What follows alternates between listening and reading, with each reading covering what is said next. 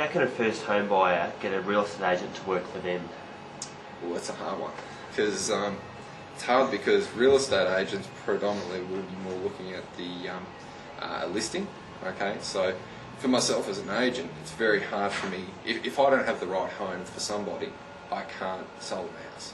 You know, there's nothing I can say about my 2-bedroom unit that's going to make somebody who wants a 4-bedroom house want to buy my 2-bedroom unit. So, you know, the buyers will obviously follow the property, not the agent.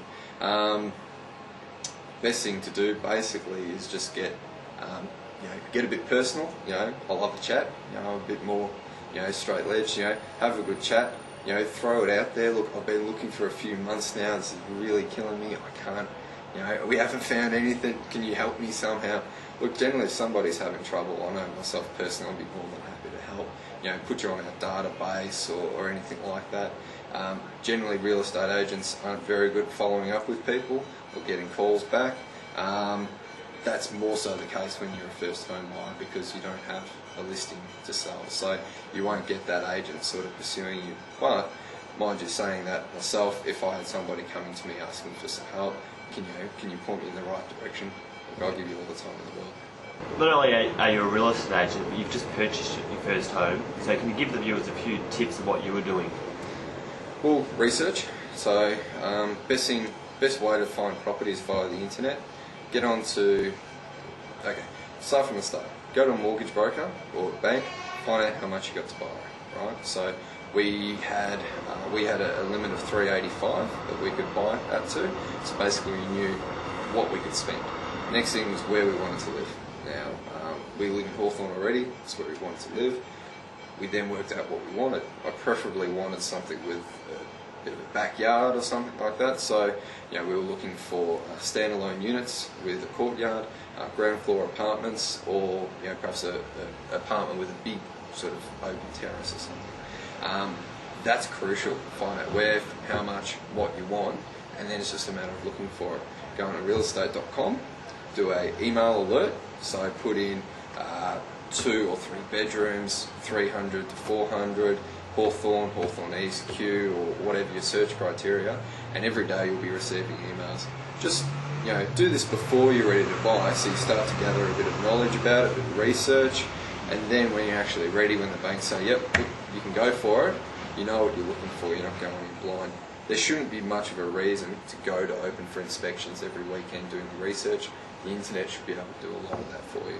So, and then just a matter of when you find the right thing, go for it, just buy it.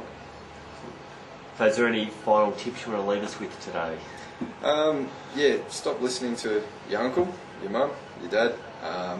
Go with what you want to do. You know, you obviously got to listen to people and you know, ask advice, but just don't get caught up on too much of it because every single person you speak to will always give you something different.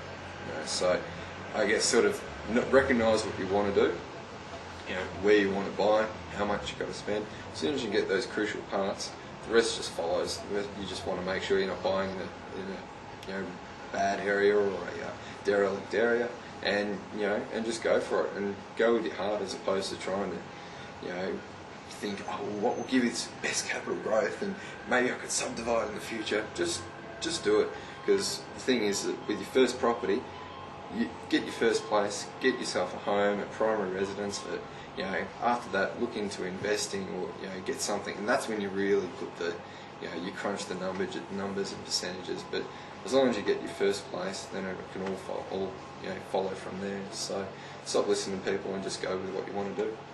Excellent. Thank you for your time today, Grant. My pleasure, mate. Cheers. Well, I hope you enjoyed that and gives you a bit of confidence going forward.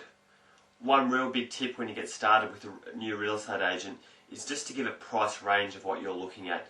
So don't go in there and say, I want to spend $300,000. Rather say, I'm prepared to spend between $270 and $300. So that way, from the outset, you've already given yourself a bit of a buffer to spend less. Whereas if it's a $300,000 house and they know you can spend that, when it comes to negotiations down the track, they might push that little bit further. So just make sure they only give a range when they give you the price for the house, so you do the same thing, so you're not giving them more of an advantage.